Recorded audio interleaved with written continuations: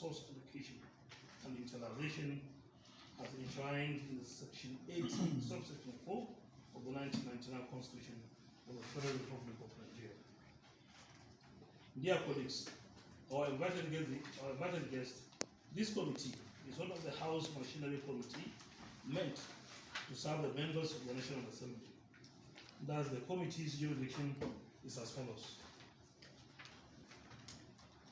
Serving as repository for information on various position papers on the subject from seminars, other standing and ad hoc committees within the House, as well as other legislative. B.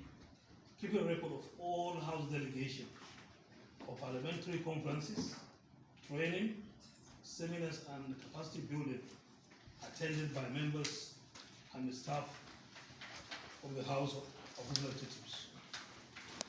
Ensuring that the National Assembly Library and the Institute are well maintained and stocked with relevant and up-to-date materials in aid of the House to function maximally.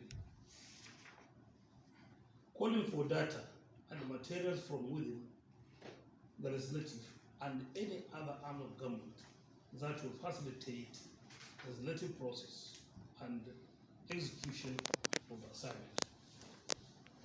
Oversight National Assembly Library Trust Fund and the National Institute for Legislative and Democratic Studies. The last one is the annual budget estimate.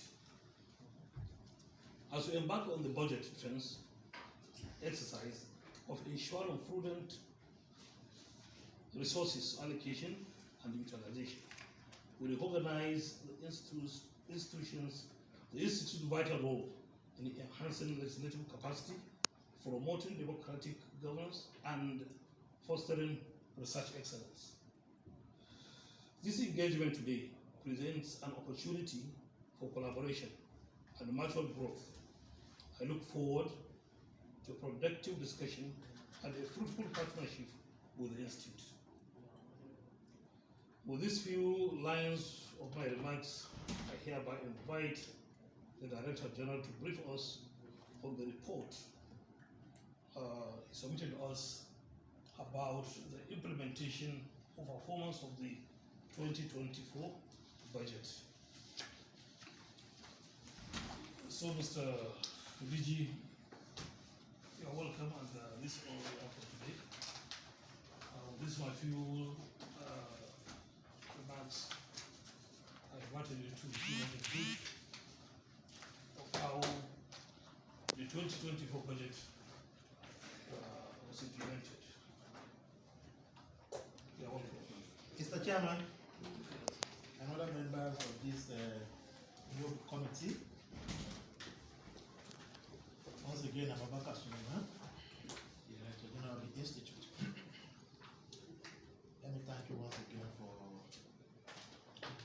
allowing us to schedule the meeting on account of the demise of my brother. And let me thank you for the condolence message sent to me by the committee. As the chairman already pointed out, this is the beginning of collaboration between the committee charged with responsibility of oversighting library and other related research institutions in the country.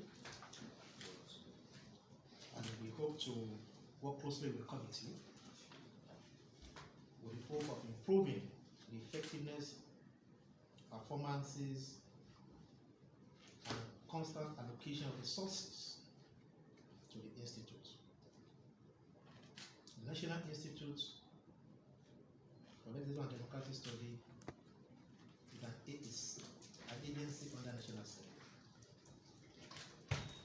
It is the only agency charged by Act of Parliament to perform the statutory responsibility of enhancing the capacity of the general legislature, be it at the Senate, House of Rep, and the local assembly. Detail 3618018.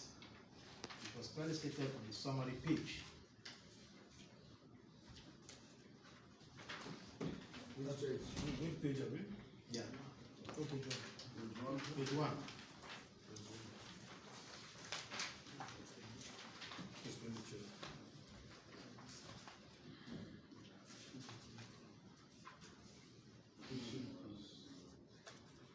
So as I can see on your page, by the time the year 2024 budget ended, you have a remaining of 921 million, which you have not spent.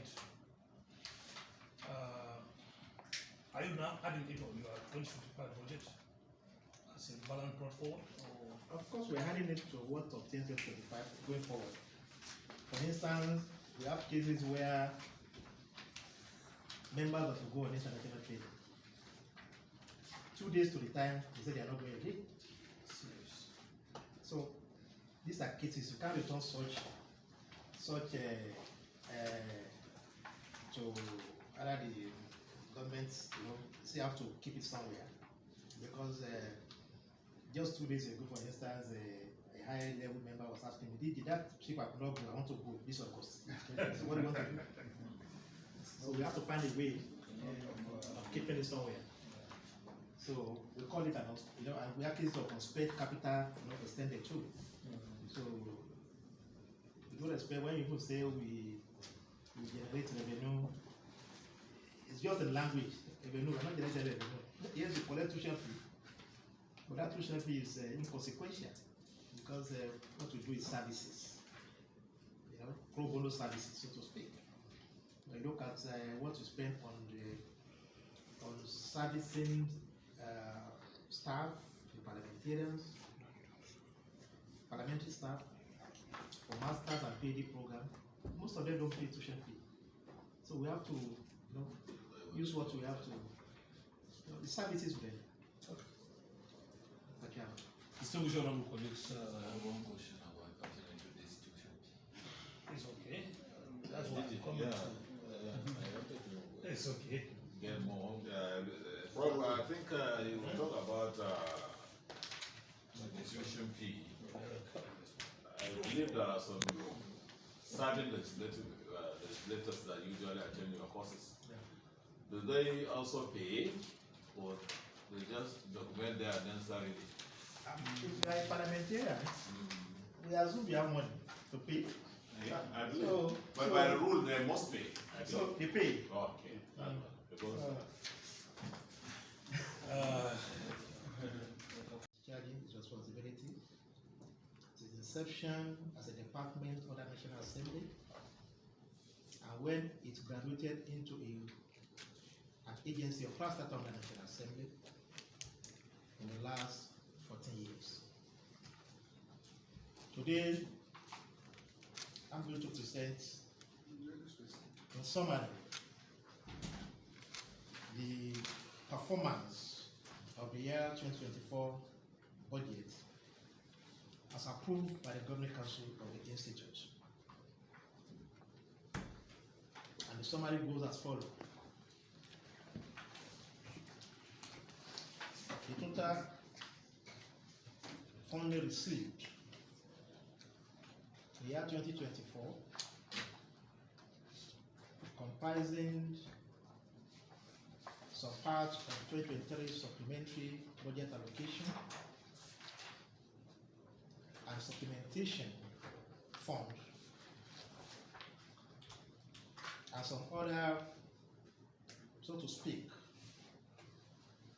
constituency projects of 1 or 2 assembly members is roughly 21 billion 159 760 524, and the breakdown is as follows. The personnel cost allocation is 1009 870 231.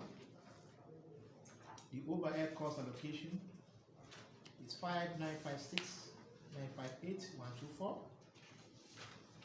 The capital expenditure allocation and supplementation is 12310 749 731.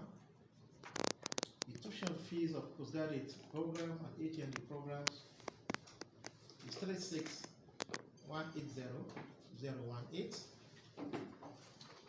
The funding from collaboration with UN Women and State Assemblies is 788338388. The constituency project domiciled by some members and senators is 250 million. The balance brought forward is 807-664-032. And the grand total is 22,159,760,524. The summary of expenditure for the period under study: the personnel cost 1009 875,945. The admin and general overheads 2491 479,998. Non-training core operation is 1126 914 730. Training programs for legislature is 2226 896 890. Training program for management staff of the institute 775 240 920. Postgraduate programs is 1.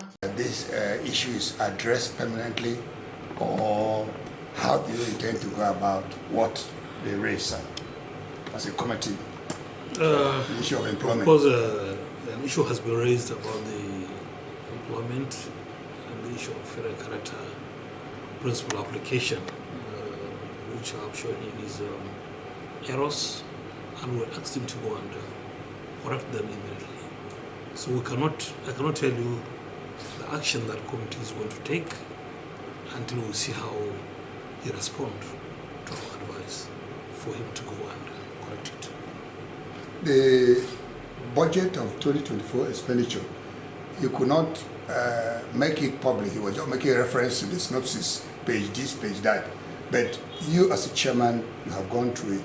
What is your impression of the performance of the 2024 Well, budget? the performance, as far as the budget 2024 budget is concerned, the performance is fairly done.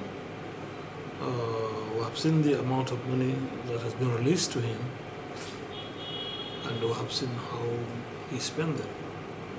So, to be candid, the performance has been fair. So are there other prayers he made to the committee while you were in the executive sessions? Yeah, he made a phrase. He made some phrase. He said,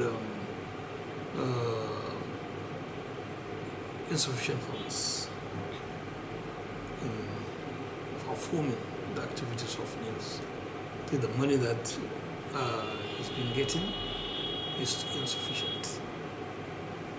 You know, it's a place where big money is needed, especially if you look at the area of training. It is a very expensive work. So he prayed for more funds in the next budget. So can you conclude us from your own investigation and what you have seen, the institute is doing the best and Nigerians are getting the purpose it was established and the mandate? Oh, of course. Because if you look at how they're improving the capacity of legislators, it's impressive. They're always on training, retreat, and so on members, and showing them the way that they're supposed to be doing their job. And I really appreciate the way, the quality of members is improving. The capacity of members in doing their job is really appreciated. As a chairman, finally, sir, any advice you want to give to members as well as the DG as to how this institute they can benefit from the services provided by the institute and how the DG, what he could not capture in the session, if he can get through in this press interaction. Well, during our meeting, we discussed so many things which were not part of the submission he made. We should ask him why have he not talked on so items, so many of them, which he has jotted, and he promised to go and work and see how he can improve on them. Your full name, sir. Your name again, sir. Yes, Honorable Yusuf Shitugalem is my name. Represent. I represent Guaran Federal Constituency from Jigawa State, and by the grace of God, the chairman of this committee. The committee is charged of oversighting the NIDLS. Are there other committees you belong to, relevant committees you belong to? There are so many committees. Members, no member belongs to so many committees. Oh, okay. Thank you, sir. Thank you very